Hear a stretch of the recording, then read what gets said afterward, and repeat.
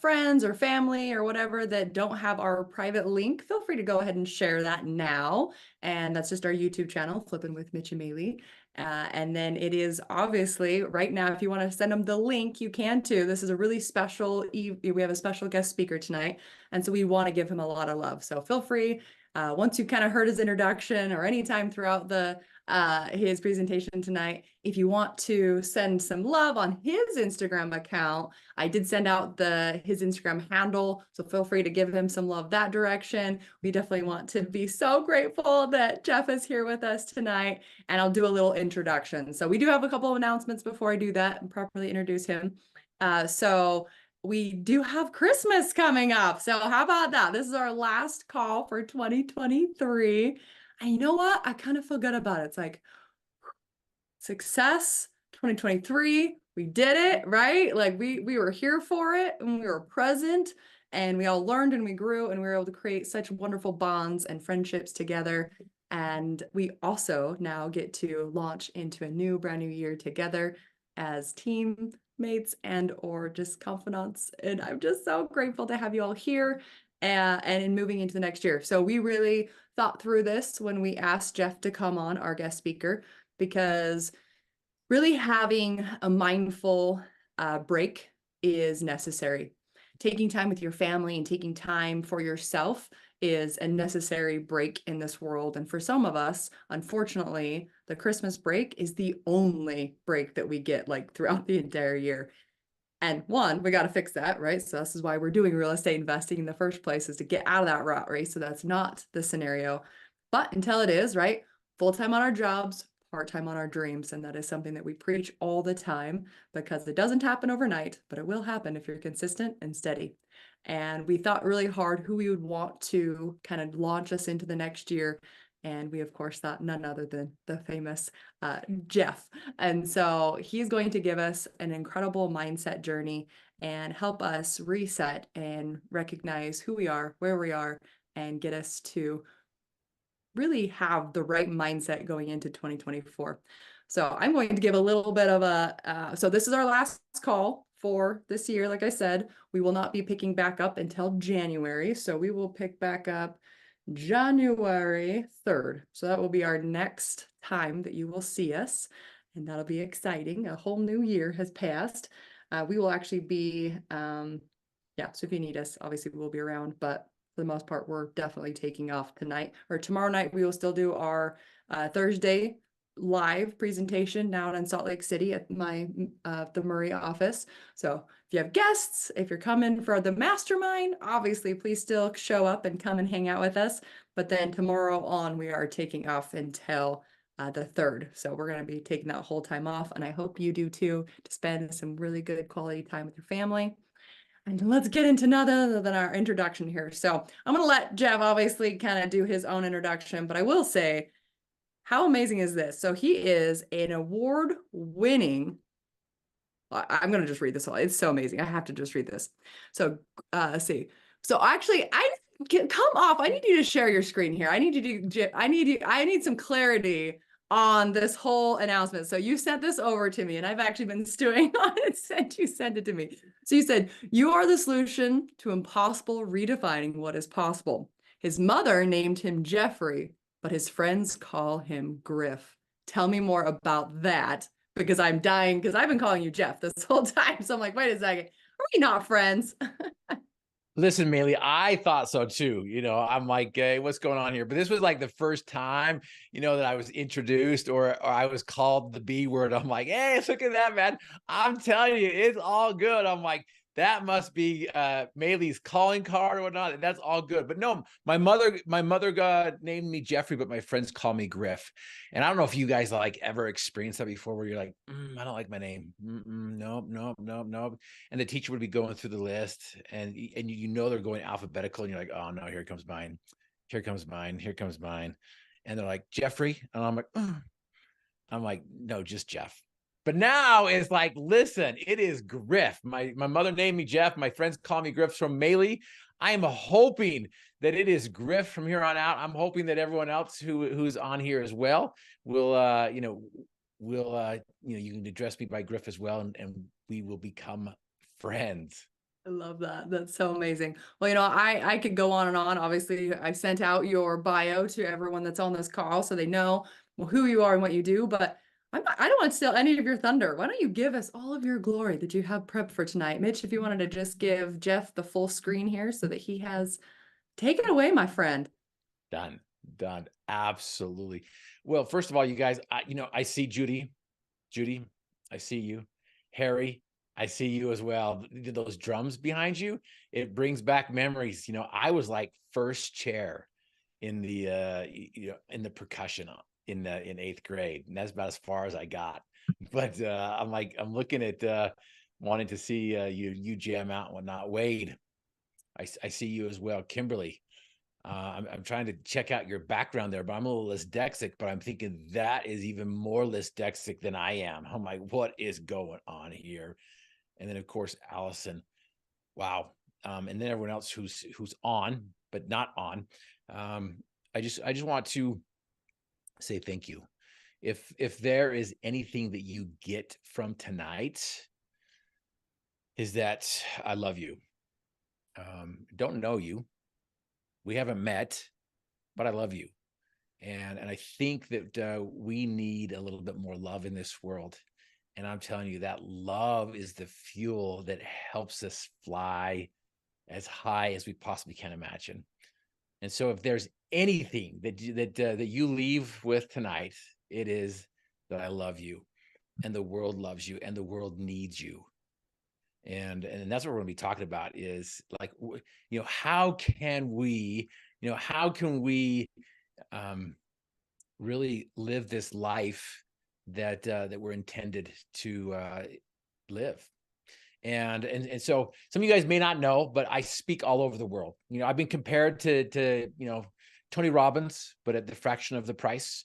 Others are like, Griff, you're as motivating as David Goggins without the mouth.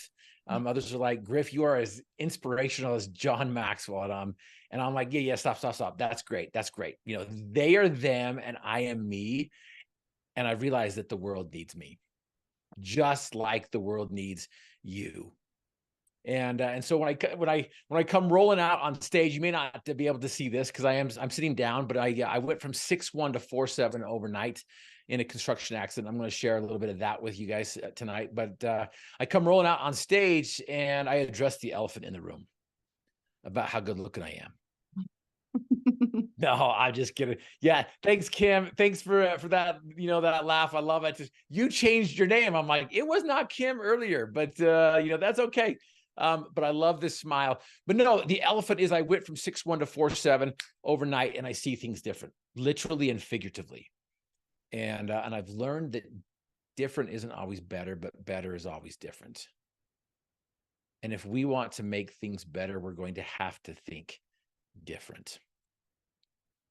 And I don't know, I'm sure you hear it all the time, like, hey, you got to think different. Be like, okay, well, how do I do that? But have you guys noticed that kids say what adults think? Speaking of thinking, I was rolling down the sidewalk the other day, and this mother-child combination came up to me, and this little kid points at me, looks up at his mom, and says in his outside voice, he's like, "Mama, why is that guy in a wheelchair?" And the parental correction was priceless. Shut up, Tommy, stop being rude. And I'm like, okay. And I'm like, but I could tell that she too wanted to know why I was in a wheelchair. And so, I stopped, when I got in front of Tommy and I was eye to eye. I didn't have to get down. I'm like, okay, Tommy, do you really want to know why I'm in a wheelchair? And he's like, yes. Yes. I'm like, okay, Tommy, the reason why I'm in a wheelchair is because my mom stepped on a crack and it broke my back. I know that is just so mean. It is so rude to mess with that little kid like that. But can I just tell you, it was priceless to watch mother and child walk away trying to avoid the cracks in the sidewalk. One time I was telling an audience in Sweden that story, and they didn't realize, that the Americans have that little, childhood saying, as you're skipping down the sidewalk trying to avoid the cracks, you don't step on a crack or you break your mama's back. They're just like looking at me like, really? That's how you broke your back? Is your mom stepped on a crack? And so I'm like, okay, it just didn't land. It didn't land very well. But there was this other bright little boy that, you know, that called me out on it one time. He looked at me, deadpan's face, and, you know, straight in the eyes. And he's like, you know, mister, if your mom stepped on a crack, that would have broken her mom's back. And I'm like, busted. I'm like, whoosh, gave him a high five, rolled on by, and I'm like, hey, listen, this guy is going somewhere. This guy is going somewhere, just like I believe that you guys are going somewhere as well. You could be somewhere else. Absolutely. It is a week before Christmas. You could be somewhere else than on this call tonight. And what I'm seeing tonight and what I'm seeing on the Zoom is, you know, the leaders of your community, the leaders of this nation, that I see, you know, these great mothers, these great fathers, these great community leaders. And I've learned that there is power in organized efforts. And so Maeli and Mitch, thank you so much for organizing this. Thank you so much for bringing this community together. And thank you for allowing me to be a part of this, you know, little experience with your group. And what I'm hoping to do here is expand your thinking a little bit. Because as I mentioned before, different isn't always better, but better is always different. And so I'm going to share with you guys a few things that I've learned over these years that that will help us out. And by the way, some of you guys are, you know, still wondering, you know, what the elephant in the room is, and I'm going to get to that. And but when I come rolling out on stage, people can see my problem. I'm telling you, being this good looking is such a challenge. And I was just kidding. Some of you guys are like, okay, that's enough. No more. We don't need any more of that stuff. But no, I'm in a wheelchair, and people are like, oh my gosh, yeah, you know, he's in a wheelchair. How did you get in a wheelchair? And again, you know, the problem isn't the problem, right? My problem isn't your problem, and your problem isn't my problem, and the people down the street isn't our problem. But what's interesting is that we as a society, we like to address the problem, but we don't spend that much time on the solution. And so all we're doing is we're just talking about our problems. And we just think that, oh, you know what? Let me one up you. I'm going to one up you with my problem. And again, I hope that I don't diminish your problem or your pain by sharing this, because I've learned that all pain hurts no matter the size. And so I want you guys to understand that I get that pain is hurtful. It hurts no matter the size. But the problem isn't the problem. It's how we look at that problem. And so the elephant is this, you know, I'm physically paralyzed. I'm being given a life sentence to never walk, never stand, never move my legs again.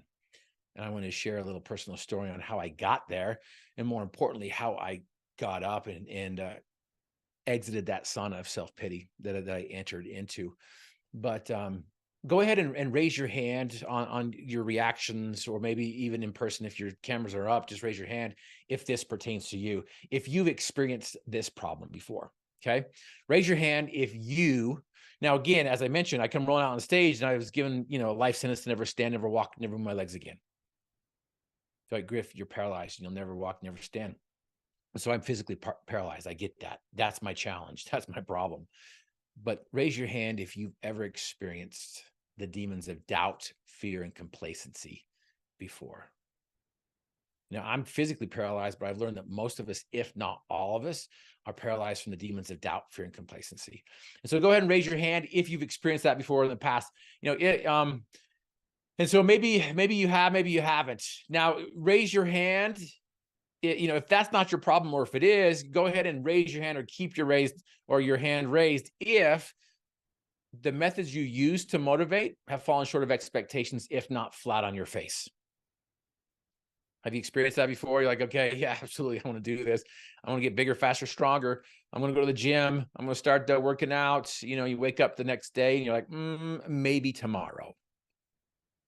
I don't know if you've experienced that before. But go ahead and raise your hand, or keep your hand raised if you struggle to find the resilience to refuel the fire of desire. Have you experienced that before?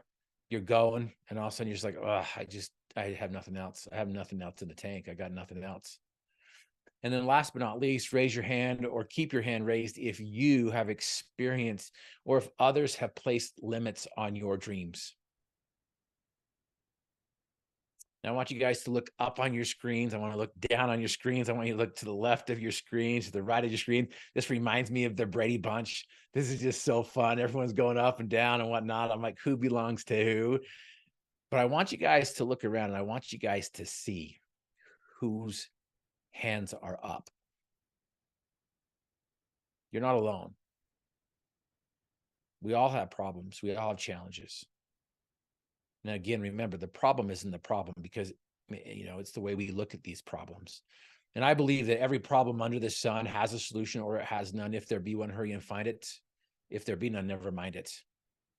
And so what we're going to do here in the short amount of time that we have with each other is I'm going to share with you 3 gold nuggets that I believe are at the foundation of every problem. And again, every problem has a solution or it has none.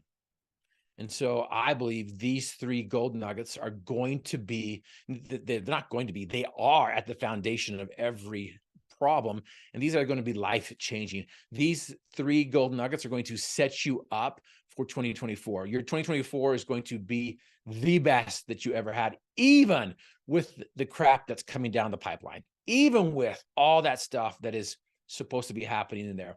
Now, remember, during the Great Depression, there's a lot of people who made money.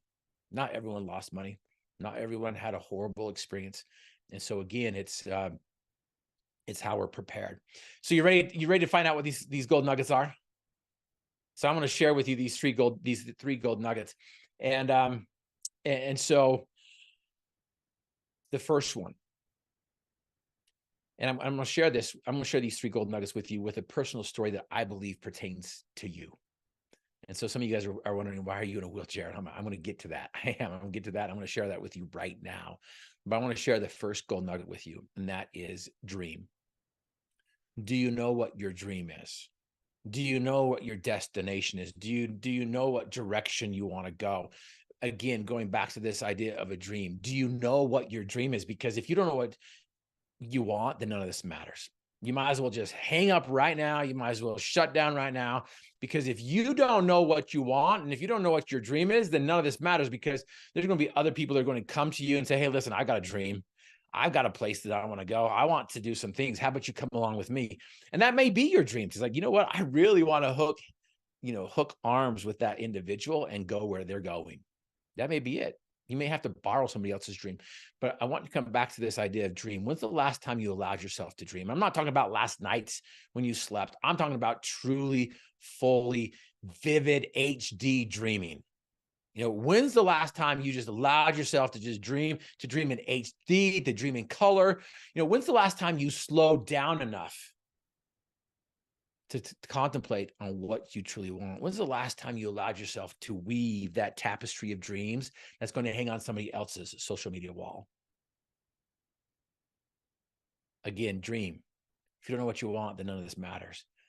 Now, when I was a little kid, my dream was to play football in college, was to play on the big stage. I grew up in Cache Valley in northern Utah, and my dream was to play down south at BYU. And you guys have to understand, if you're not from Utah, there in Cache Valley, they breed them to hate them down south, if you know what I mean. And so I would go to football games, I'd go to sporting events, and I would just dream about playing football. That's the song that sang inside my soul. That's what I wanted to do. I loved playing football. I'd carry it with me. I'd carry a ball with me everywhere I went. I'd go to a mall with it. I played in the springtime. I played in the summertime. I'd even played up in the wintertime when we would drop plays on our chest. And I'm like, hey, listen, you see that patch of powder? Throw it over there. And so I would be running down, the field in my moon boots, and I would slow down on purpose just to lay out so I could dive for that football and hit it. And I would come up with this big, huge smile on my face with powder just falling off. And I come running back to the huddle and throw the ball at the quarterback and say, let's run it again. Now, you guys, I get it. I get the fact that your dream may not be to play football. Your song may not be to play on the big stage. But I do know that every single one of us has a song to sing. Every single one of us has a dream inside of us. Please don't leave this life with your dreams still inside you. Give your heart a reason to beat. And so again, going back to this dream, I mean, I totally wanted to do that. I wanted to go play at BYU. And on Sundays when my mom wouldn't let me go out inside and play, I would go down to my basement. I'd lie on my back and I would throw the ball as close to the ceiling as I possibly could. And I would dream about making catch after catch after catch from the next American quarterback from BYU. Now, I don't know if you guys have ever done this before, but have you ever told anybody what your dream was? I don't know if you had the same experience as I did, but I had the courage enough to tell somebody my dream. And I told them my dream, and guess what they did? They laughed at me, absolutely 100%. And they gave me every single reason why I could not play football in college. Like, Griff, you can't play football in college, you're too short. Like, Griff, you can't play football in college, you're too slow. Some people even told me I couldn't play football in college because I was too white. I'm like, okay, I get that. I'm too short, I'm too slow, I'm too white. I'm like, I've got all those things stacked up against me. But fortunately for me, I was too young to understand that most people reject what they don't understand, and they base their possibility on what they know. And so if we ever want to go somewhere where we've never been before, anything we want to do, any dream that we want to accomplish, we've never done before. And so we're like, oh man, that's the unknown. That is the unknown. The future is unknown. And we're like, you know what? But we as human beings, we reject what we don't understand. And most of us are like, you know what? I'm not going to do anything until I understand it. I'm not going to take any action until I understand it. But we're not going to understand anything until we take the action. We as individuals, we base other people's possibilities, or other people base our possibilities on their limitations, or vice versa. We base other people's possibilities on our limitations. And I don't know if you've ever gone to somebody and say, hey, what do you think? And like, yeah. No, I don't think that's a good idea. And they're like, okay, absolutely. Thank you so much for letting me know that you don't think that's a good idea for you. But this word, I can't, will you eliminate it from your vocabulary? That's my first invitation for you right now, is to eliminate that word, I can't. I don't know how many times you say it in a day, but my kids say it all the time on Saturday when I ask them to do chores. They even lose their spine. They're like, oh, I can't. I'm like, it's time to take out the garbage. No, I can't. I'm like, holy cow, what happened to this kid?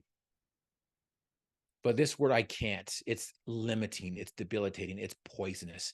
And here's the sad fact. As soon as you tell yourself, I can't, your brain accepts that and it shuts down every possibility of coming up with the solution. Now, remember, going back to the problem isn't the problem. The problem is how we look at those problems. And in reality, the problem isn't the problem. The problem is you. And I know no one wants to hear that, and it hurts. You're like, no, I'm not the problem. You're the problem, Griff. You don't even know me. Are you kidding me? You're the problem. How can you even say that? And I'm like, yeah, you're right. You're right. I am the problem. This word, I can't. John Assaraf says that by the time we're 17 years old, we hear it about 150,000 times compared to 50,000 times. But eliminate that from your vocabulary, because every minute we doubt it's possible, we give up 60 seconds in finding the solution. And we're here to focus on the solutions, not the problems, because we all have problems. Now, there's one time that, I was watching football with my son on the couch. He was about 12 years old. And I asked him if he'd go get me a glass of water. And he turns to me, he's like, you have legs. Now, some of you guys don't know if you should laugh or cry. Others are like, is he still alive? And I don't know if you guys have experienced this before. You know how girls, look at each other, they glance for 2 seconds and have a 20-minute conversation. I'm like, me and my son had that experience, and like, I don't know what's being said, but I know when it happens, when those girls do that, I'm like, you guys just had a conversation. Let me in, feel me in. Come on, Maeli. I saw that glance. I saw that glance to Kim. I'm like, hey, listen, I need in on this. And so, he looked at me and I looked at him, and he looks at me like, Dad, I know you go around the world and you tell people to eliminate that word, I can't. What are you going to do about it? And I'm looking at him and I'm like, you think you have me checkmated, don't you? He's like, yeah, Dad, what are you doing to do about it? I'm like, I got you. I got you cornered. And I'm looking at him and I'm like, you just think you are so smart, man. And so he's looking at me, I'm looking at him, we're locking horns. And then finally I break and I'm like, you're right, I do have legs. Go get me a glass of water. And he went and got me a glass of water. Now, my girls think that's the funniest thing ever because whenever I ask them to give me something now, that's all they say. They're like, Dad, you have legs. I'm like, man. So again, eliminate this word, I can't. It's limiting, it's debilitating, and it's poisonous. And you'd be surprised at how often you say it. You'd be surprised at how often your clients say it. You'd be surprised how often your loved ones say it. You'd be surprised how many times it is being shared. I can't. I can't. I can't. Some of you guys are probably thinking, well, what if I can't? What if I really can't? And that's a great question. And I would say I wouldn't use the word I can't. I just say I'll figure it out. Or if you want to take it, if you want to take the next step from I can't to I can't yet, to the next step, which, you know what, I'll figure it out, to, you know what, there's a solution and I'm going to figure it out. I'm going to keep on going until I do. And so, you know, as this little kid wanting to play football in college, I didn't know these things. I didn't, you know how often we hear the word I can't.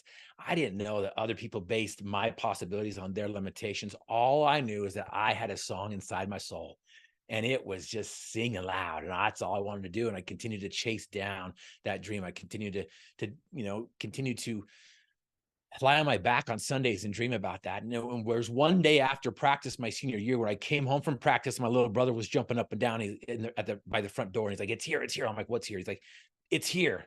So I go into the house, 3 steps, I'm to the door, to the table, and there on the table is an envelope from the school that I wanted to go to.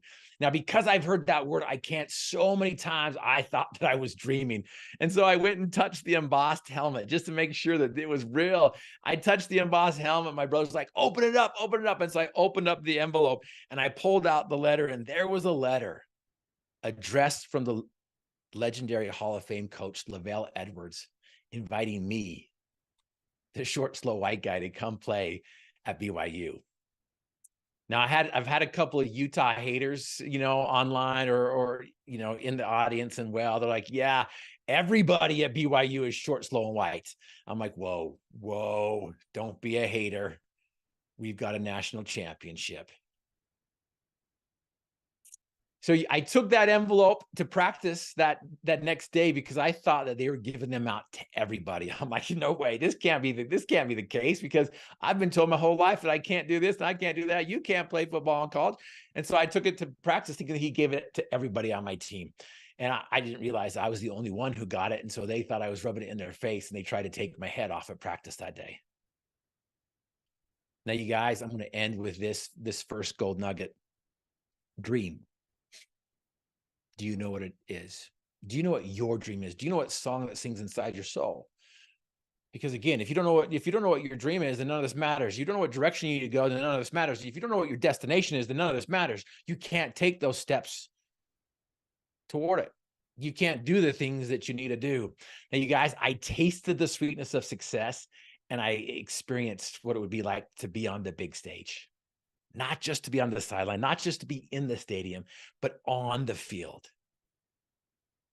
Now, as successful leaders and leaders of success, and I believe those are 2 different things, that if you guys want to be successful leaders and leaders of success, we've got to learn how to get people not just to the stadium and into the stands. We've got to learn how to get people out of the stands and onto the sidelines, to put a jersey on their back that has their name on it, that they know exactly what their position, their role is, and they know exactly what they want to do. And not just to get them on the sidelines to have a jersey, but as successful leaders and leaders of success, we've got to learn how to get them out on the field called life.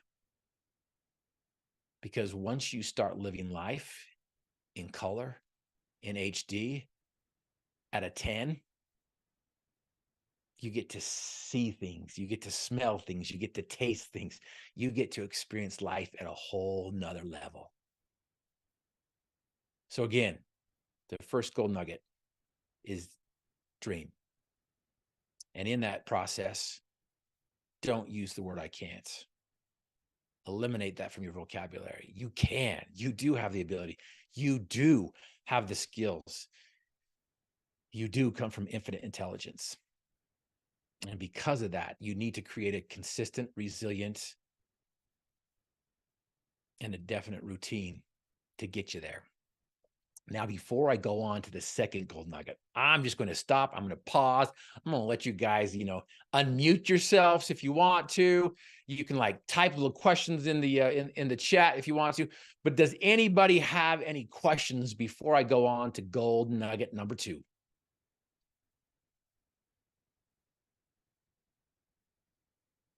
I mean, we're all still dying to know how you got a wheelchair. We're getting there. We are getting there. And maybe I should have prefaced that too before we even start, like saying, hey, listen, if you guys have a question, please write down in the chat or raise your hand or whatnot. I'm going to stop periodically to allow you guys to to ask those questions, because we're in a different format than being on stage. I can break that wall. It's okay for us to communicate and for us to talk. And so if you guys want me to clarify anything, please let me do. And there's some things that I'm not going to share because of our time. But if there's something that you need to know and you want to know, just raise your hand, little reaction, let me know. Now, I've stalled just a little bit here. Does anybody have a question before I go on? If not, no big deal. I will get to the second gold nugget if no one does. Okay. I see some of your faces and you're like, you're like looking at each other. You're like, don't you ask a question. Let's go. I want the other two gold nuggets. So here we go. We ready? First gold nugget is what? Dream. Absolutely. You got to know what you want. By the way, have you guys noticed this? That we as human beings, we're really good at knowing, not knowing what we want, but we're really, really good at knowing what we don't want. Have you figured that? Have you noticed that? Like, I don't know what I want, but I do know what I don't want. And the problem is where our focus goes, our energy flows. What we focus on is what we get. And so, I don't know if you've ever heard this, but there's a lot of people that are like, yeah, you got to know your dream. You got to know your why. Simon Sinek's like, you got to know your why. I'm like, okay, well, Simon, how do you get your why? And Tony Robbins like, yeah, you got to know your why. I'm like, okay, Tony, how do you get your why? And Dean Graciosi's like, you got to know your purpose. I'm like, okay, Dean, how do you know your purpose? And then Dave Meltzer's like, hey, you got to know your essence. I'm like, okay, Dave, how do you know your essence? Have you been there before? You're like, okay, well, how do you know that? Well, here's the beauty of it. Over these years, we have developed a process and a tool that will help you know exactly what you want by pulling out of your subconscious what it is that you truly want. We call it dream weaving. It can take up to 10 minutes is all it takes once you figure it out. But typically the first time that I work this with people and do this with people, it takes about 90 minutes to 2 hours to really pull out of their subconscious what it is that they truly want. And if that's not good enough, I have just partnered up with my good friend, Dr. Antoine over there in Cambridge University in England. He has gone to a different level. I'm like, I like to think that I'm like, he's going down. I'm like, I'm transcending up, and that's good. And we'll meet in the middle here. But he has figured out how to go into the neuroscience, into the molecular, into the DNA. And he'll send out a little DNA swab test for you. And you can find out there's 52 whatever they're called out of the hundreds of DNA things that you have, but they focus on 52, where it's a little brain print, a little blueprint on what your cells and your molecular level are very they lean to, that they're like, that's my essence. And so what's interesting is now that we've hooked up and connected with each other, this dream weaving is basically that on a transcendent experience instead of a molecular experience. And so again, if you struggle trying to find your dream, trying to figure out what you want, don't get upset. Don't get frustrated. There's some tools out there, and it's called dream weaving, and it's proven, it's predictable, and it's repeatable. And so if you want more information on that, reach out to me, and we'll hook you up. We'll help you on that. And so again, success. We all want success. We all want the results, but some of us are struggling. Some of us are struggling. And what's interesting here is a lot of times we can figure out what something is by what it's not.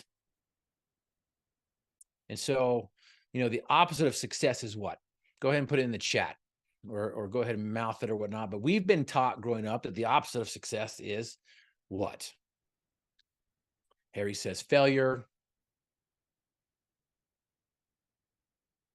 Chromosomes. Mark says chromosomes. There's some of that. Dr. Antoine E would agree with you. Failure. Yep, absolutely, Kim. So failure, most of us would say failure, right? That's probably the first thing that came to your mind, that the opposite of success is failure. And what's interesting is that's not true at all. And I've never met anyone who has not failed their way to success. I believe failure is part of success. And failure is not the opposite of success. I've never met anyone who has not failed their way to success. And so we have to understand that success is a 3-part series. It's KFC, as I like to call it. It's not the Kentucky Fried Chicken. It's not the finger licking good, chicken that you eat at the Colonel, but it is finger licking good once you understand what it is. KFC, simple little acronym. K is you got to know what you want. F is you got to finish what you start. And the C is you've got to celebrate the process. Know, finish, celebrate. And if you don't know what you want, then you know what? Get out there and figure it out. Ask somebody who knows how. Ask somebody. You can reach out to us as well, and we'll do dream weaving with you as well. And it happens. You get that, and you have this list that is like a mile long, and you're like, holy cow, holy crap. Yes, now I am living life. I don't know where to start. I've got so many things that I want to do. And so again, know what you want. If you don't know what you want, then once you figure out what you want, what's the third step? It's celebrate. Celebrate the process. Celebrate that you took those steps to figure out what you want. And then, of course, the second part of that success is to finish what you start. How many guys know what to do, but you don't do what you know? Anybody in that category there? You're like, I know what to do. I know what to do, but I'm not doing what I know. And that's so frustrating. It is so frustrating. And I get it. Which leads us to our second gold nugget. You ready for it? And that's desire. So the first gold nugget is dream. Do you know what you want? The second one is desire. Now, you guys, I don't care what they tell you. They don't pay enough money to play football in college.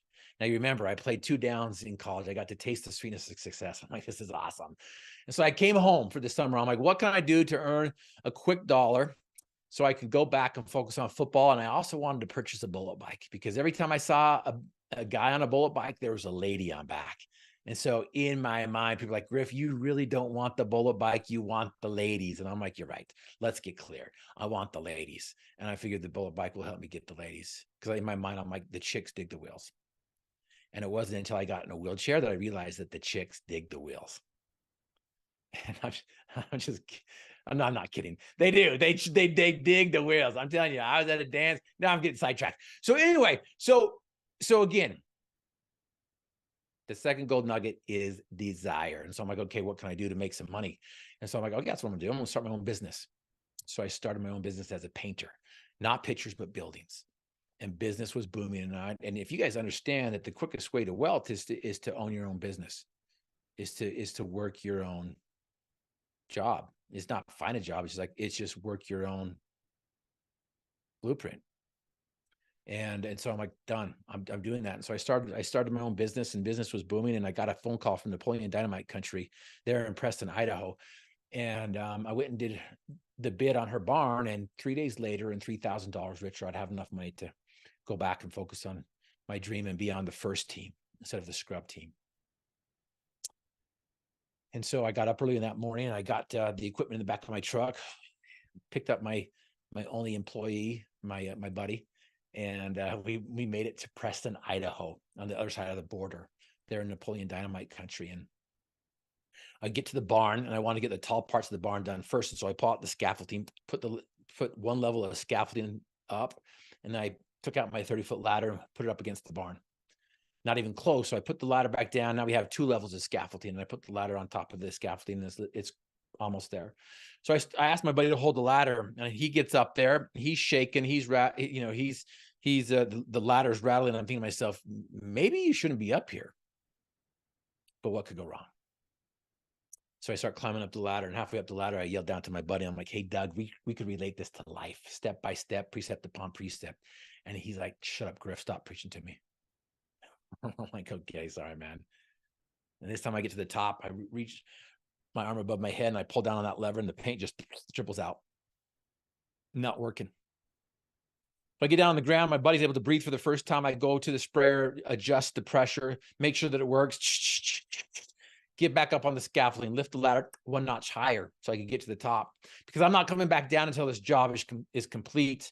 And halfway up the ladder, my buddy yells up to me, he's like, hey, Griff, I know how excited you are to go bungee jumping tonight, but I want to remind you that you don't have a cord. To get back at him, I pointed down at him. I'm like, shut up, Doug, stop preaching to me. This time up at the top, this time I'm not coming back down until the job's complete. So I lift my arm above my head, and I'm about to pull on that lever when that infamous feeling that you guys have all felt before in grade school, when you're leaning back on your chair and your teacher tells you not to, and you're like, what could go wrong? And you like, your stomach up to your mouth and down to your legs, and it settles at your stomach again. I felt that feeling, and I dropped the sprayer, and I'm like, oh, shoot. I think I said shoot.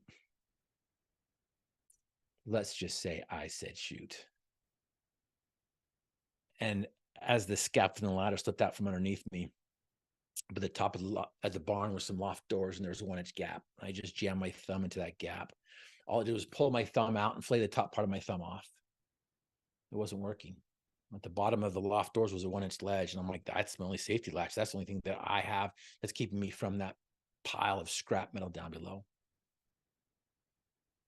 So I reached down, and as I went by it, I grabbed on and grabbed onto it and dug my fingernails into it.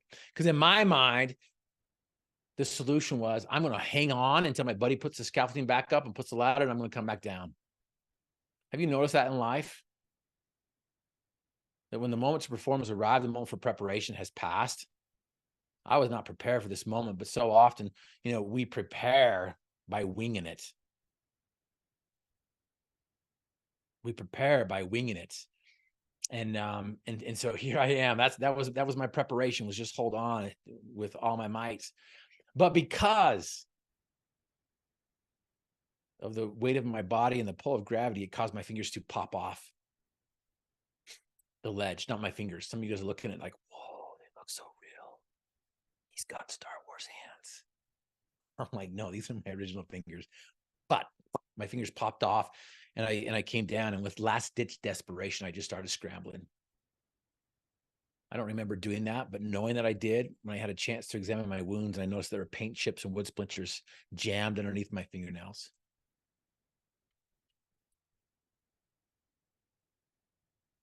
At that very moment, I learned a life lesson that has not left me from this day, and that is, whenever we cut corners, it leads nowhere but down. Have you done that before? As you're building your foundation for your dreams, have you wanted to build that foundation and cut corners? And maybe the foundation is just barely enough to get to the top, but it's not going to hold it. It's not going to hold you there. It's not going to hold you to go 3 or 4 different levels higher. It's because we're cutting corners. And I learned that lesson. I learned in that moment that whenever we cut corners, it leads nowhere but down. So again, when the moment to perform has arrived, the moment for preparation has passed. Now, again, I wasn't preparing for this moment. I didn't plan for it. I had like, who's going to do this? But I still wasn't out. I still hadn't hit the ground. I still had a split second left to make some changes. And so another thought came to my mind. That was stop, drop, and roll. I'm going to, I know I didn't I know it's a fire drill. I didn't land on my head, but the concept was the same. I practiced hundreds of times on the trampoline as my brother sent me sailing into the air, and I hit the ground and I break my fall. And I'm like, I'm going to do that. I'm going to stop. I'm going to drop. I'm going to roll. And so as soon as I thought that thought, I looked down to the ground to gauge myself. And as soon as I looked down, I hit straight-legged. It was a perfect landing. If I was a gymnast, I wasn't. I was a painter. So my legs came up, my back came down, and my L1 vertebrae exploded inside me. It felt like an underground cavernous explosion had taken off, and of course down my legs and down my arms, out my fingertips and toes. It felt like they had blown off. The pain was so excruciating that as I hit the ground, I tried to alleviate the pain by grabbing my leg with my hands, and my hand could feel my legs, but my legs could not feel my hands.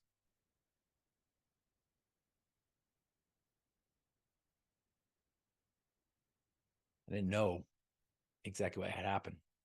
I'd been hit several times in football to where it's called a stinger, and you lose feeling, you lose movement, and you're like, I hope it comes back.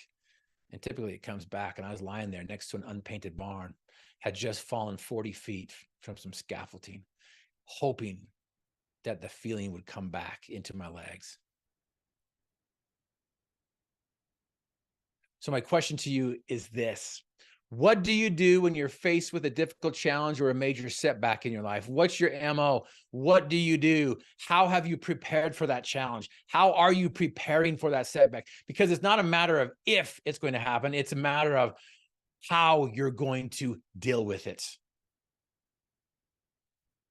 So often people are like, hey, you know what? I'll just figure it out when it happens. You know what I'm telling you right now? You're going to lose. You're going to lose when that happens. Others like, you know what? I'll just rise to the occasion. No, you won't rise to the occasion, because when pressure is increased, what happens to performance? Does it increase or decrease? It typically decreases. That's why defensive coordinators blitz the quarterback. That's why basketball teams pressure the offense, is to see how well they've been prepared. We don't rise to expectations. We decrease to what we know. So my question to you is, how do you deal with challenges and setbacks? What's your MO? What's your go-to? 2020, there was a challenge that hit the world. It was called COVID. Whether it was real or not, it hit the world. And we were able to see how we would respond. How would we act or react? And I love the law of the harvest, because it says that what we reap is what we sow. What we reap is what we sow. And so what's interesting here is, if you think about this concept of pressure, when we apply pressure, when pressure is increased, performance typically decreases. And so with law of the harvest, is fruit is the only thing that I know of that is true to its nature. If I apply pressure to an apple, what comes out? Juice. An apple juice comes out. If I apply pressure to an orange, what comes out? Orange juice. If I apply pressure to a pear, what comes out? Pear juice. If I apply pressure to a human, what comes out? Don't say juice, because that's just gross. Human juice, how nasty is that? If you squish hard enough, it's going to happen. But if you apply pressure to a human, now here's what I've learned, that human beings are the only creation that I know of that is not true to its nature. We do not live up to our privileges.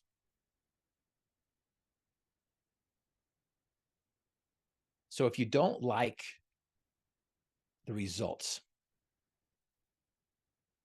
if you don't like what's coming out, then you've got to change what's going in. Does that make sense? You've got to change how you're preparing for success. You got to change what you're doing to get to that dream. You got to change what you currently have done right now, because what you're doing right now, where you were before got you here, but where you are right now and what you're doing that got you here now is not going to get you there.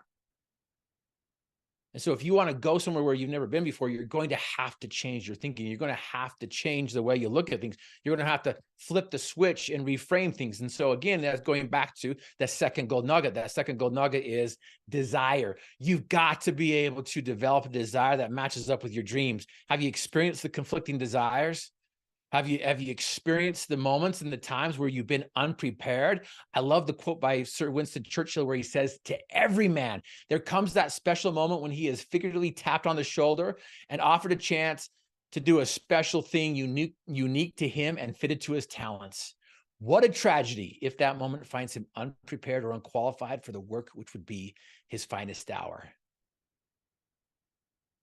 Can you look back in your life and see those times when you have been tapped on the shoulder and you're like, holy crap, man, I was unprepared?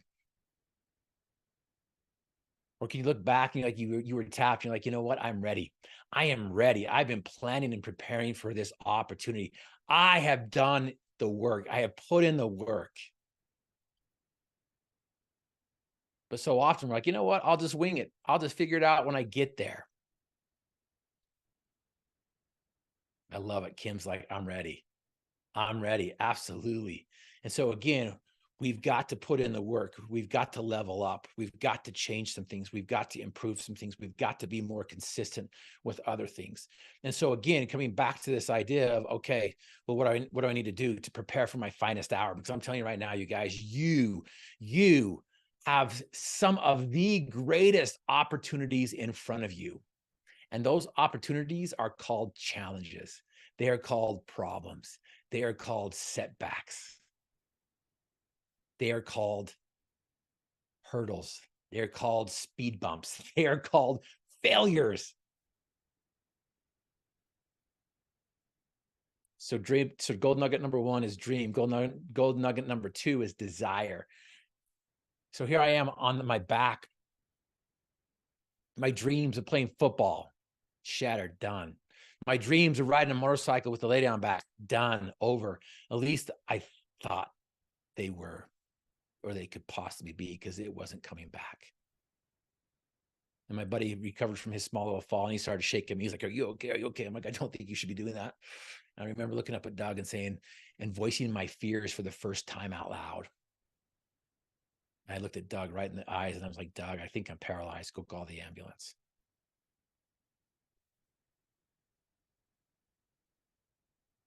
He left me there.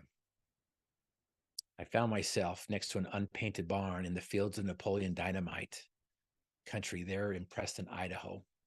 My dreams of playing football had fallen with me. So again, going back to what I asked you guys before, what do you do when you're dealt with a major challenge or a difficult setback? What's your go-to? What is it that you do? Do you shake your fist at God? Do you point your finger at everyone else? Do you blame everyone else? Or do you take responsibility? Now, because of time, the easiest answer is to dream new dreams. That's what you do. You dream new dreams. Now, you guys, I got to the hospital and the doctors, confirmed my fears. They took a picture of my back and came back with the x-ray. And they're like, Griff, your back is broken. You're paralyzed from the waist down. You'll never stand, you never walk, and never move your legs again. We're going to go do surgery the next day to fix your back. But you're going to have to learn how to live life from a wheelchair. The room began to spin. My identity of an athlete was being stripped away from me. In an instant, it was taken from me. And, I spent my whole life trying to get bigger, faster, stronger, how to run quicker, how to jump higher, how to catch better. And that was taken in an instant. And because of that, I entered that sauna of self-pity. Have you been there? Have you been there where you're like, oh my gosh, I'm like, the world is just caving in on me? And I went into that sauna of self-pity and I started to wallow around in that syrupy sauna and sticky sauna of self-pity, feeling sorry for myself. I was trying to invite everyone in who would listen.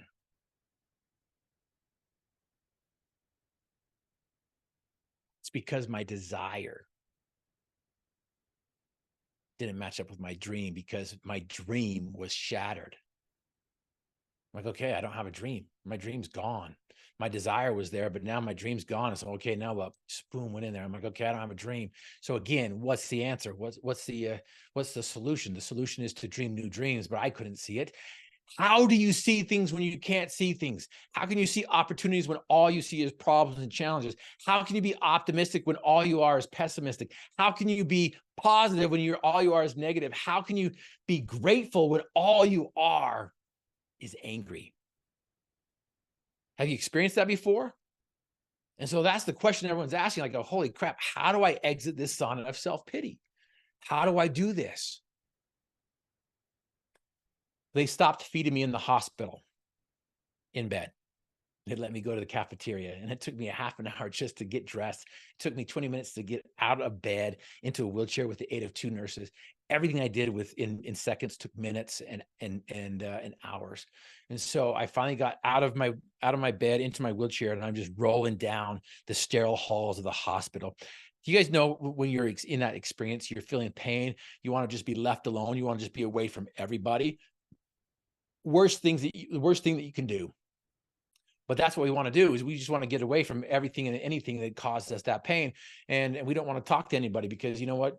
I just want to wallow in this self-pity. And so here I am rolling down the sterile halls of this hospital, and a tear is appearing on my eye, and it crests. And I get to the cafeteria, I get my food, and I want to be left alone. So I go to the corner of the cafeteria, and I plop my tray down on the table, and I'm just looking at my food, and I'm flavoring my food with my tears, and I just want to be left alone. And all of a sudden this tray just like plops right in front of me. I'm about to look up and tell that guy to go take a hike, use some words that I'm not going to use on our Zoom here.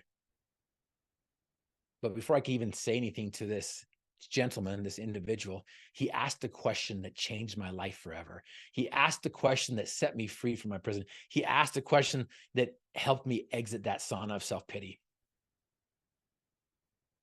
And the irony of it all was, this individual who was across from me was a prisoner from the prison who was doing rehab at a hospital. He was lifting weights in the prison, had an aneurysm in his brain, paralyzed the right side of his body.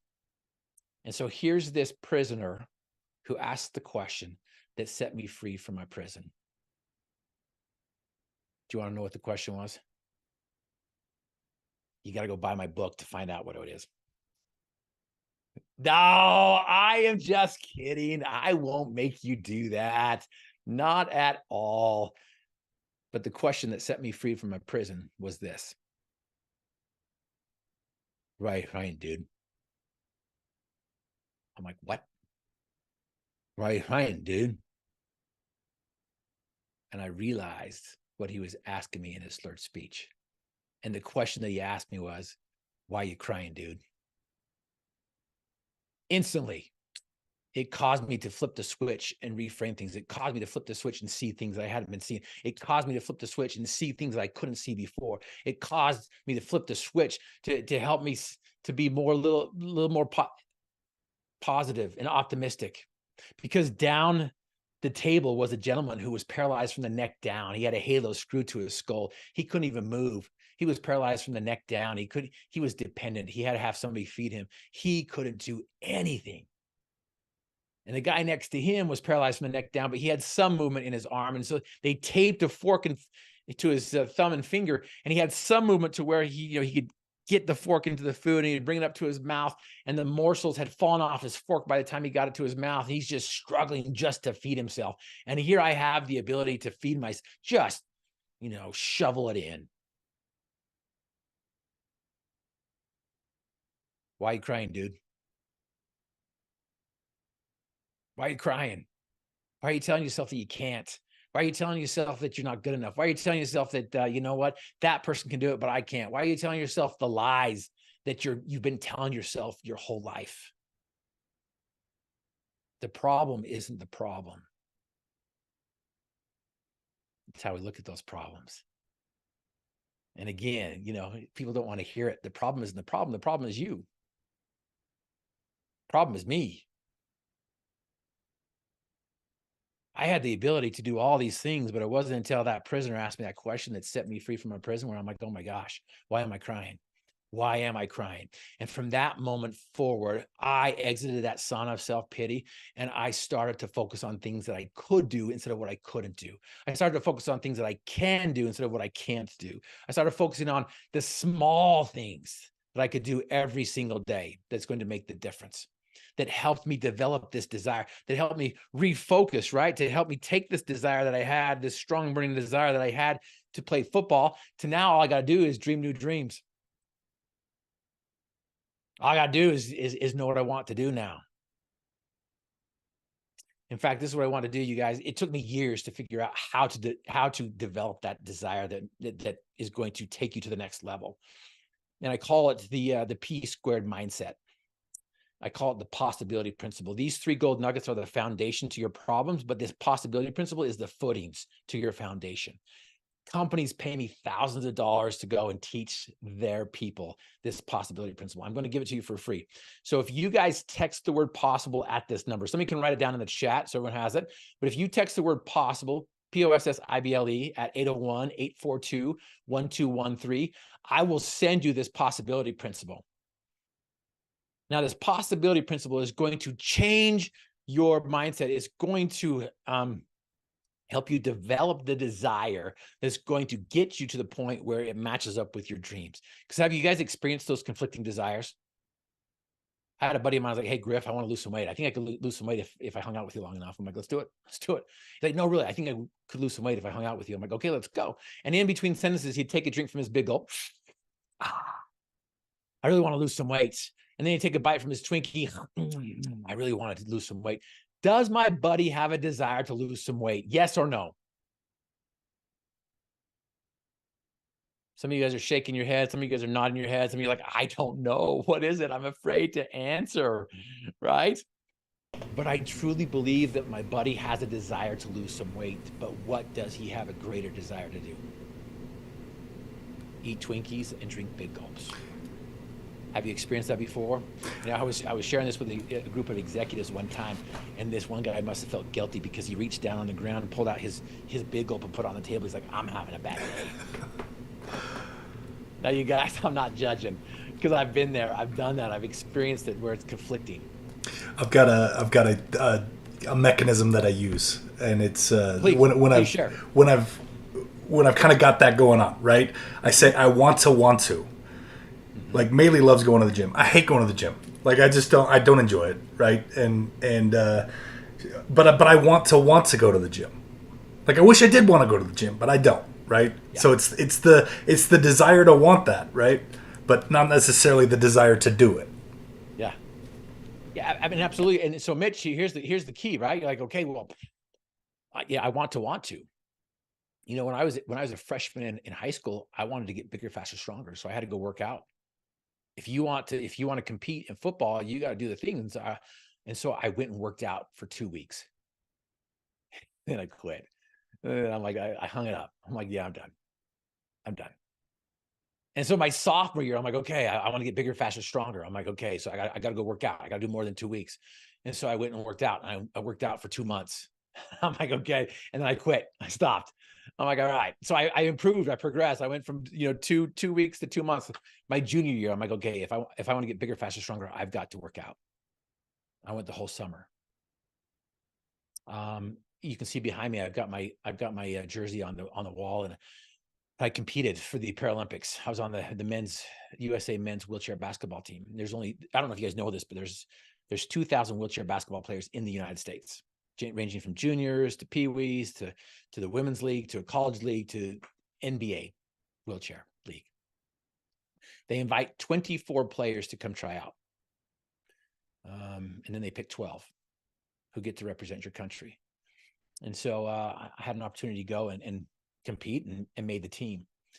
And I made the 2004 Paralympic Games in Athens, Greece. And in 2003, I committed that it was going to be a lifestyle change instead of just a goal or a desire. And since 2003, I have not gone less than 3 days a week in the gym. And here's the cool thing. Once you get to that level, that certain level, you don't have to go as often as you did to maintain. Once you get aligned, you can go further, farther, and faster by simply getting aligned and by consistently and persistently doing that which you know you need to do. And so again, going back to this, what will help you get aligned is that P squared mindset, that possibility principle. So again, text me at 801-842-1213, the word possible, and I'll send that to you. But I do want to share you what will happen if you do it, if you implement it. And I call it the daily dime. I've got 2 books behind me. One's I'm Possible, Desire to Dream and Do. And by the way, that's the third gold nugget. And that's the story. It's the genesis, and it has some invitations on, and it just introduces the 3Ds.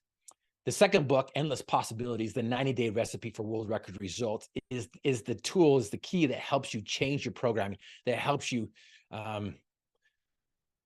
deal with your optimism, because there's going to be opposition to your optimism. Have you felt it before? Have you experienced it before? You're like, I'm gonna change the world, but there's going to be opposition to that optimism. And so that endless possibility, that book, is what helps you do the daily dime. And the daily dime, and part of the daily dime, is the possibility principle. And so the reason why I'm sharing this with you is because you just got to do it all.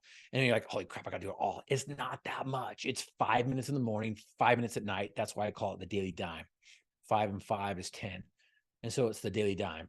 And so part of the daily dime is the first part of it is to do that possibility principle. And the possibility principle helps you develop a desire that matches up with your dreams. Because once you do that, the floodgates of imagination open up, and then holy crap, things just change in your life. The daily dime teaches you what success is. It gives you permission to fail. And please give yourself permission to fail, because that's what we think. Right? If the opposite of success is failure, well, I don't want to be not successful. And so you're like, I'm not even going to try because I don't want to fail. And how many times do you know somebody who gets it right the first time? Some people might get lucky. They first call, they close. Second call, nothing. Third call, nothing. Fourth call, nothing. 3 weeks later, nothing. Okay. All right. Well, let's deal with this. Let's figure this out. I've never met anyone who hasn't got it the first time. So give yourself permission to fail, because failures at first are triumphs at last, as long as you just don't quit. Got it? And so that's the second thing that the P squared mindset will help you do. The third thing is going to teach you that it's the process and not the promise that helps you progress. We're always sold X, Y, and Z if we purchase A, B, and C. We're always sold the promise and we abort the process, but it's the process that helps us progress. So you got to trust in the process, and the daily dime is that process. That endless possibility book is the process. And the things that we have laid out is the process. There's 10 steps that world record leaders follow and finish with exactness. It's proven, it's predictable, it's repeatable. We figured this out on some of the harshest critics called teenagers, but then I realized that adults are just teenagers who haven't figured it out, and executives are worse than teenagers. The fourth thing that the P squared mindset will help you do, other than develop your desire, is going to teach you to be uncomfortable. Sorry, it's going to teach you to be comfortable being uncomfortable. Does that make sense? So be comfortable being uncomfortable, because it's in the stretch that we find the strength. It's in the struggle that we are able to succeed. It's in the challenge that we find the resilience. And we so often want to just take away the challenge. And that's what we're just taking away our resilience if we do that. It's in the challenge that we find our resilience. So be comfortable being uncomfortable. And the last one is, I don't know if you ever read the book Grit by Angela Duckworth. I would recommend reading that after you read I'm Possible, Desire, Dream, Do. But Angela Duckworth is amazing in what she talks about, how these cadets go to West Point. She's like, how do you get to West Point? It's incredible on what you have to do to get there. And then she talks about the people who drop out of West Point. And she figured out that the people who stayed was because they had grit. And Angela says that gritty people are hopeful people. And I love Angela's book, but I think she has this upside down. I believe hopeful people are gritty people. And hope, to me, means the ability to reach out to the future and grab onto your dreams and bring it back to the present in spite of your past, in spite of your setbacks, in spite of your challenges, in spite of your failures. in spite of your hiccups. That's what hope is. So again, going back to that first gold nugget, what is it? It's a dream. Do you know what you want? Is your desire desperate? Is it deliberate? Does it match up with your dreams? Because if it doesn't, there's going to be that constant and consistent competing desires.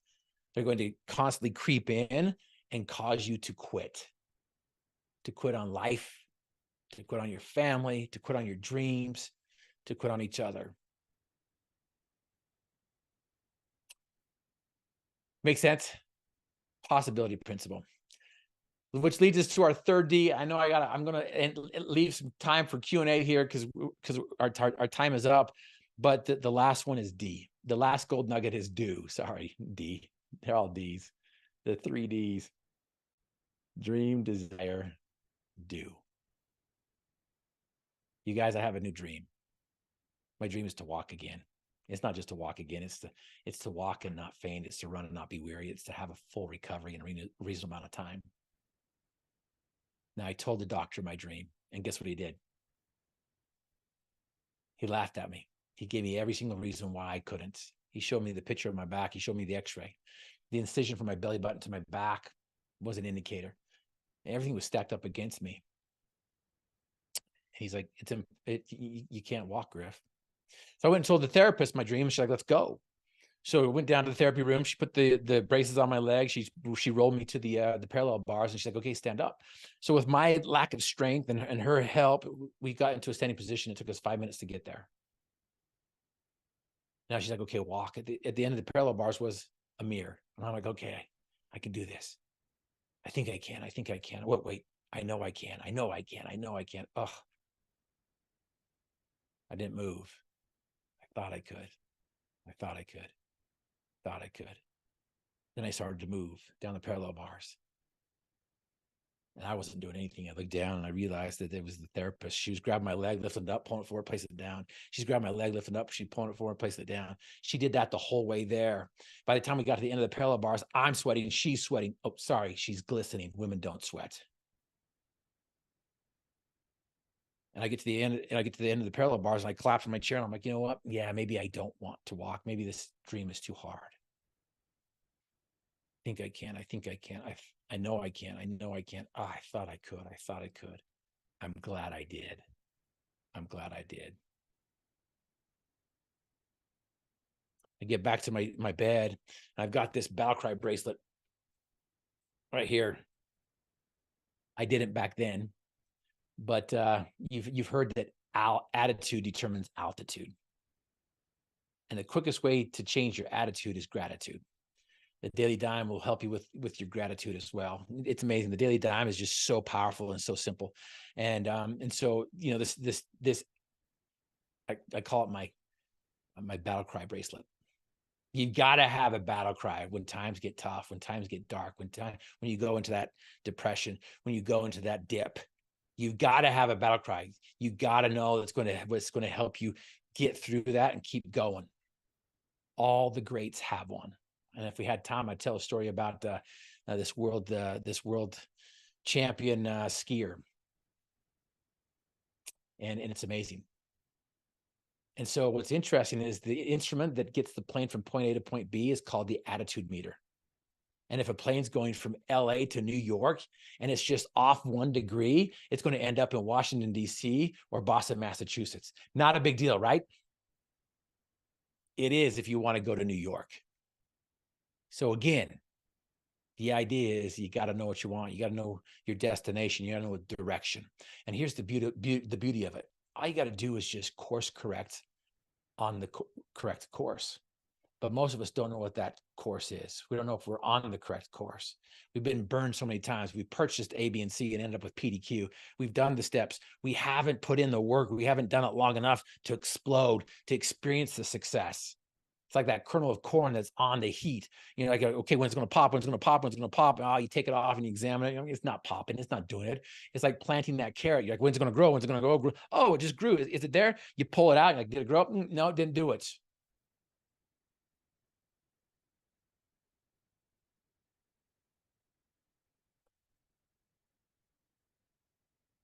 I was standing there. I went from 1 second from falling down to 10 seconds to 30 seconds. And I'm like, I'm improving. I'm progressing. And I went and told the doctor the progress. I'm like, Doc, I'm going to walk again. And the doctor pointed his finger at my chest. And I remember him looking right in my eyes. And I could still remember exactly what he said. He's like, Griff, don't get your hopes up. You will never walk. You'll never stand. You'll never move your legs again. It is impossible.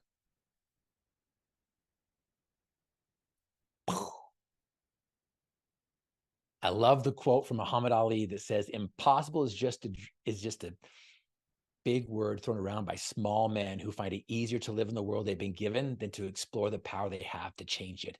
Impossible is nothing.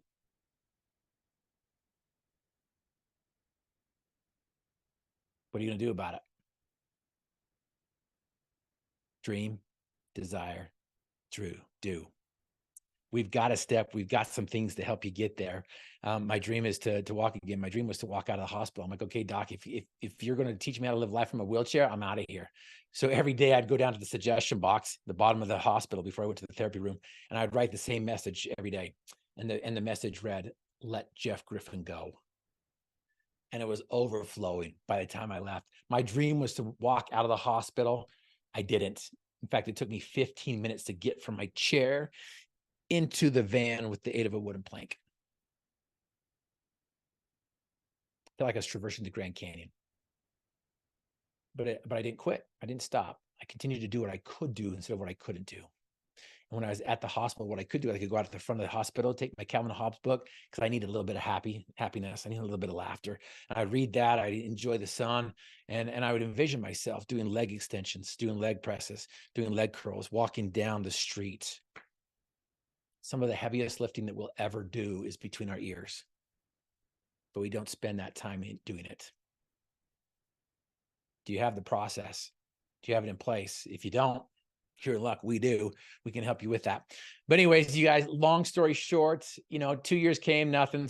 And people are like, Griff, your dream's delusional. Give it up.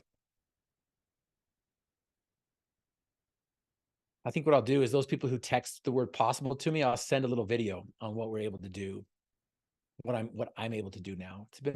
It's been nearly 30 years since that moment. People kept telling me, Griff, your dream's delusional. But I continue to focus on what I could do instead of what I couldn't do. And what I can do is I can live life to the fullest. What I can do is I can hug my kids. What I can do is I can go out there and inspire people. What I can do is I can go out there and play basketball in a chair. What I can do is I could go out on a stage and inspire people to understand that song inside their soul is worth hearing to other people. You've heard the adage that the journey of 1,000 miles begins with one step. That attitude determines altitude. So take that flight and fly as high as you possibly can imagine. Take that first step, even if it's inch by inch. Because here's what I've learned. Inch by inch is a cinch, yard by yard is hard. So take every mile with a smile. And I'm telling you guys, you will get there if you keep on going. And what I can do is at the end of my speech, I can get up out of my chair and I can walk across the stage. I can waddle with swagger.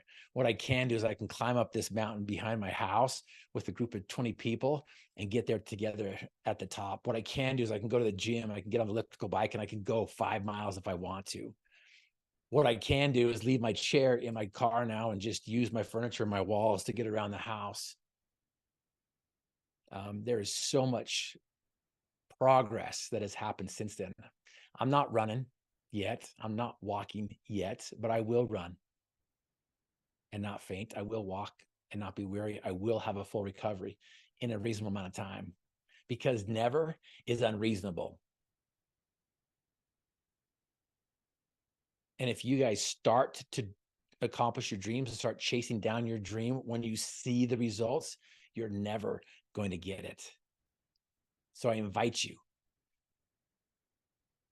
to orchestrate and conduct that song that sings inside your soul. I invite you to start living a life that gives your heart a reason to beat. And the last question I want to leave with you is this: are you barely breathing and calling it a life? Or are you living a life that takes your breath away? I choose to live a life that takes my breath away. Thank you very much, you guys. If you have any questions, we've got 8 minutes or whatever to do whatever. And so this has been great. And now everyone knows why I was so excited to have you on, and I didn't want to use any of your time. It was so incredible. The moment I met you, Jeff, Griffin, oh my goodness, Griff, but see, why do you have Jeff there? You just gotta remove Jeff completely from your Zoom link.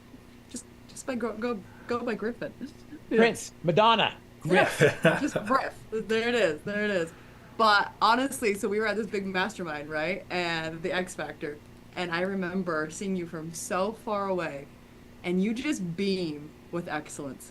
You just have this aura about you that makes everyone, I mean, I could see the room, right? Everyone wants to come over to you. Everyone wants to say hi to you.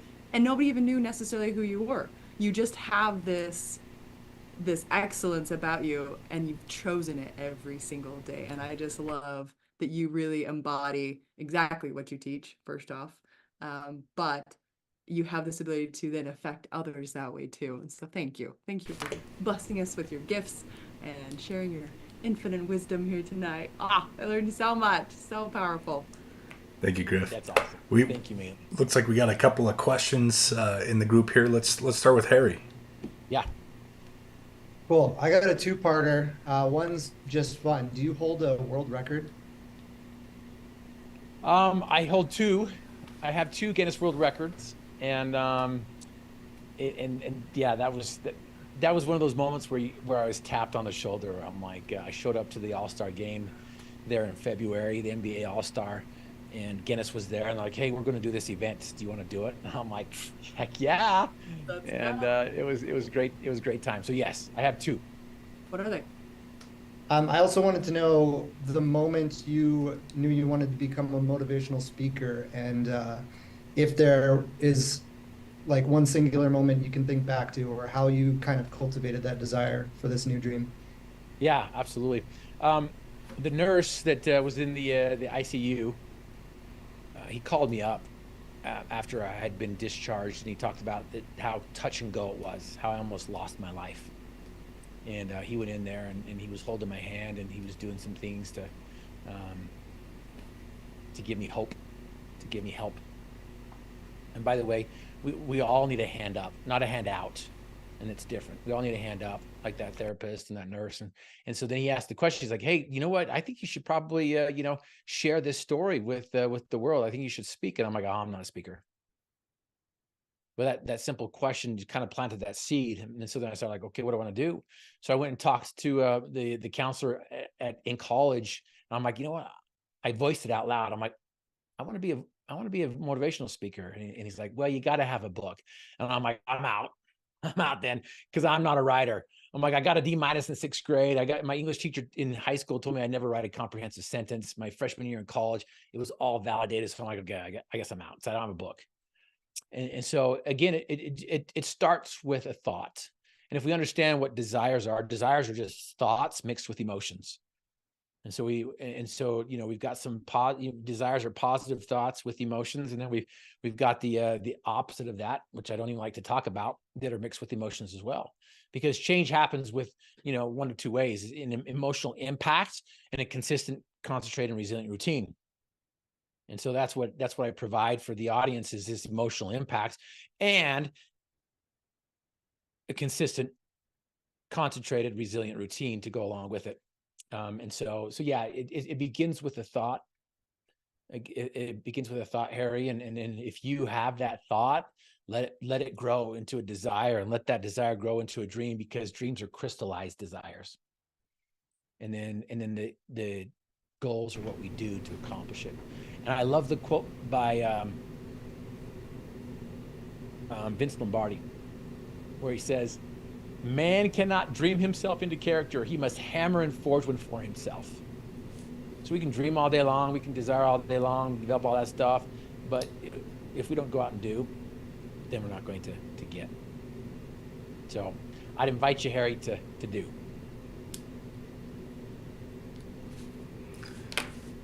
I got to know, what are the 2 world records?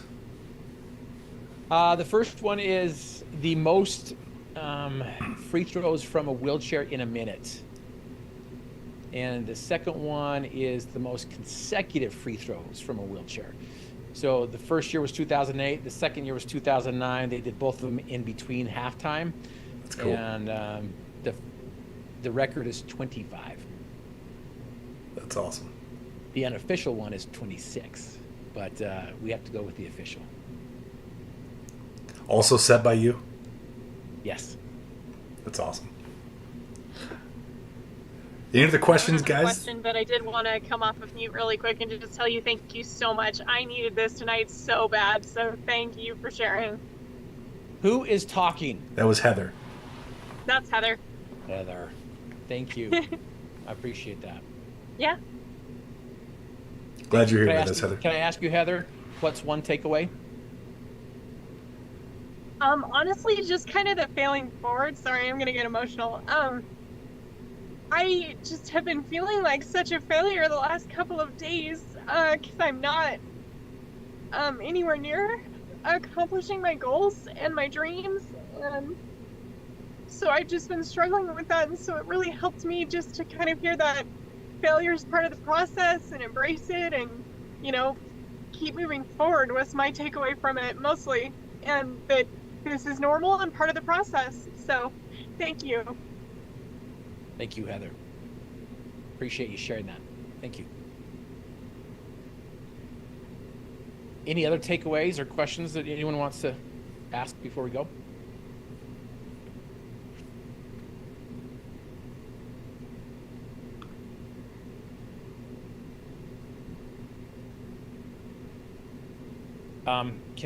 Can I share one last thing, Mitch Maeli? Please. Absolutely. So this is what I want to share with you guys. And you're like, my goodness, this seems so simple. When I went and trained with the Navy SEALs in 2019, they taught me a valuable lesson, and that is, Griff, it's simple to be a Navy SEAL.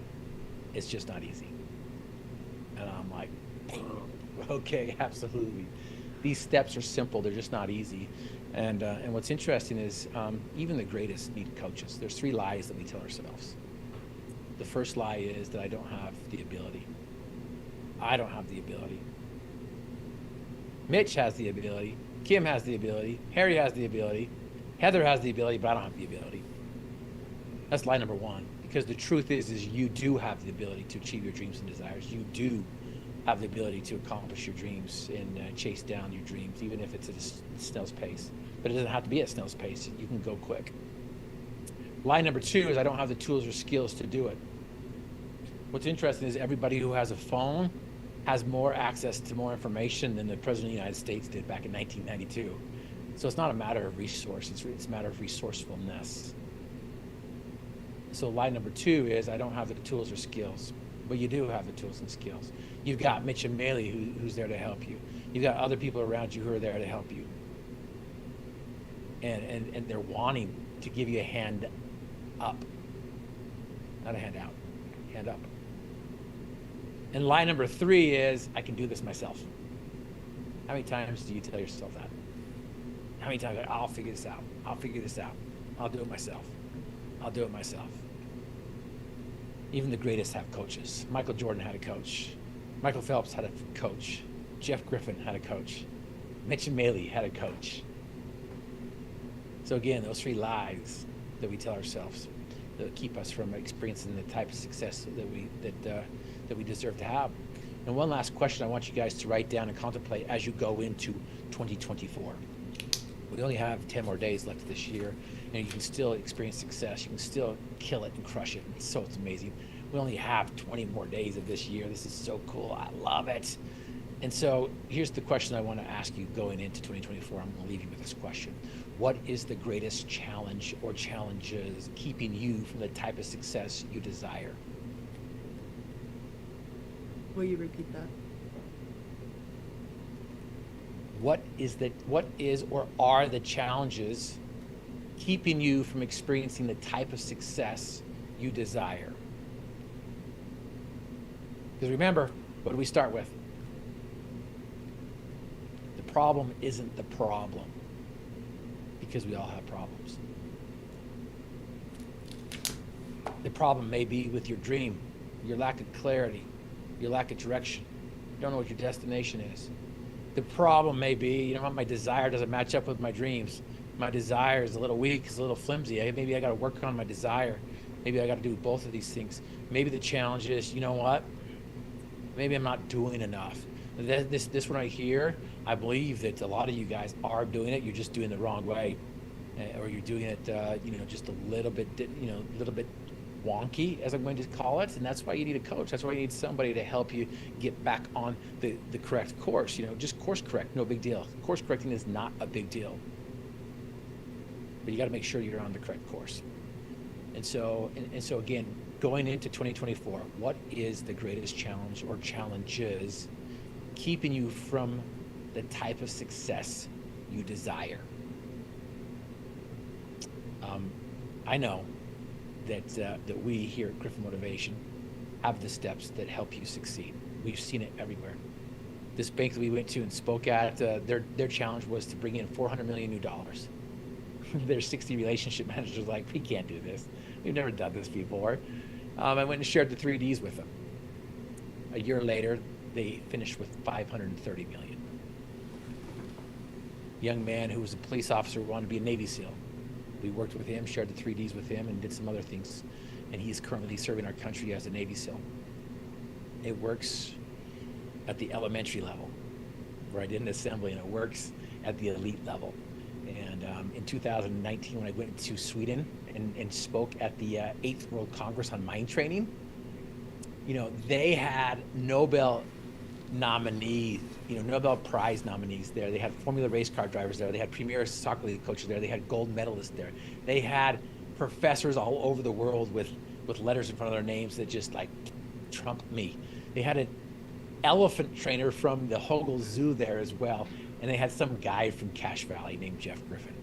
And Lars Erik Lundestål invited me to come share these 3Ds with his group. He gave me 30 minutes to share. The guy in front of me took 5 of my minutes, and so I only got 25 minutes to do that. Lars Erik Lundestål was the president of the psychology department. He partnered up with Charles Garfield there in the United States, who was part of the Apollo project. And if you guys have heard the term peak performance, Charles Garfield was the one who coined that phrase. And so Lars, Erik, and Charles, friends, they're tight. After the second standing ovation, I was telling them to sit down. I'm like, I still got to get through these 3Ds. And as I walked across the stage into Lars, Eric's arms, tears were flowing down his cheeks. And he looked at me, he's like, Griff, thank you so much for showing us in 25 minutes what we've been trying to teach these last 40 years. I know I haven't given you all in these 90 minutes that we've been here together, but I do want you to know that we know how to do it. We know what it takes. My thing now, my dream is to help leaders lead by helping them make more money, impact the world, and master their mindset. And so anyways, you guys, get out there and make 2024 the greatest year yet. Griff, I think everyone's thinking what I'm thinking, and it's how can I get more Jeff Griffin in my life? So if someone wants to connect with you and get more from you and learn more from you and really kind of dive deeply into what you teach and what you do, what's the best way for them to connect? Yeah, absolutely. If you go to my website at griffinmotivation.com, Griffin, that's like the mythical beast, half lion, half eagle. I try to convince my wife that I'm a mythical beast, and she's like, you're neither a beast nor mythical. But griffinmotivation.com, you may not be able to get there because some Russian hacked my site, and now it will take you to like a Christmas website. We're trying to get that back, but it should be up and running by that time. But really, if you guys reached out to me on that number and you text the word possible, that's my personal cell phone number. And if you truly want to up your level and up your mindset, reach out to me. We can chat about what that might look like. Amazing. So awesome. Griff, thank you so much for your time today. So fun. We appreciate having you on, and your mindset and your thought process, has blessed us all. So thank you. Oh, we're so grateful. Man. I love you, Mitch. Everyone that's on this call right now, anybody that's going to be watching this call before the end of the year, I challenge you to text Mitch and I, as your mentors also, What is the greatest challenges that you are facing right now that you are not? It's why you're not hitting your success levels that you want to. And I dare you to text us your dream. Because I know we constantly touch on this. We're constantly, driving that home. But I think, again, back to what, Griffin just said, you, in an hour and a half, did 10 times what we can do in a year with our people as far as helping them really zero in on the why. Why is the desire so important? Why are the action steps so important? It all is so relevant to all of our success, and we skip by it every single day. And I will say, and all of you students, I'm going to call out every single one of you. So whether you're watching this or I'm going to send you this video, I will say that we do not have a crystal ball. And we say this to you all the time, but we don't have a crystal ball. There's no way for us to know what you're thinking. There's no way for us to be telepathic and understand what you're going through, to reach out and give you a helping hand. Like, there's no way for us to do that unless you're willing to be there and in the moment and say, you know what, I'm off course and I don't know how. I don't know how to get back on course. This is our job. This is what we do for a living for you. Like, this is it. This is why we're here. And we want to be that course correction. This is why we bring on holy smokes, Jeff. Like, wow, right? We're all so blown away. And he is someone that can help you achieve those dreams and those goals and those desires and really zero in that clarity, because we all can achieve anything that we want if we have that clarity. I'm very certain of that. And I want to see all of you do that. So I'm so excited. Thank you, Jeff. But reach out to us, please. If you are like Heather, I'm glad you said something. I'm just kidding. We all needed that, though, right? All of us did. So I know Heather was willing to be vulnerable and come off mute and say thank you and say that she needed to hear that, but we all needed to hear that. So thank you for being here, Jeff. Thank you too. I'm telling you, there's power in organized effort. And if there's power in organized effort, there's weakness in indecision. So decide right now, today, December 20th, what you're going to do, who you're going to be, how you're going to impact this world. And again, it is, let us all get out there, make more money, impact the world, and master our mindsets. You guys are so amazing. And I love it, Maeli, that you're like, you know what, please share your dreams with us. And I wish I had more time to share with you. I worked with this lady who wanted to be she's a baker, and she wanted to have her Netflix series out there. And so she had to share it with the universe, share it with the world. But every time she did, she wanted to retreat back into the shadows of society. And we can't do that. We've got to let our light shine. And so get out there and shine. Share your dream with Mitch and Maeli. You guys, wish we could spend some more time. I've gone over. I really have. And I apologize for anybody who's like, holy crap, shut your pie hole. We're all grateful. I'm out. Griff, I love you, man. Thank you. And to all of you guys, thanks for being here. This is our last Mitch and Maeli Live of 2023, and I don't think we could have wrapped up the year in any better way. So hopefully you guys got as much as I did out of this wonderful Mitch and Maeli Live that we had today. And you know what? We're going to be gone next week. We're going to be enjoying Christmas with the family, but we will be back January 3rd, and we want you all here. So make sure you mark your calendars. Make that one of your New Year's resolutions. You're going to come in and you're going to plug in and charge your batteries every Wednesday at 7 p.m. You guys know the link, mitchandmaelylive.com. Join the Zoom call. We'll be here for all of 2024. Guys, go out there, stay healthy, stay happy, stay safe, and stay hungry to do some real estate. Get it done. Happy holidays, Merry Christmas, and Happy New Year. We'll see you in 2024.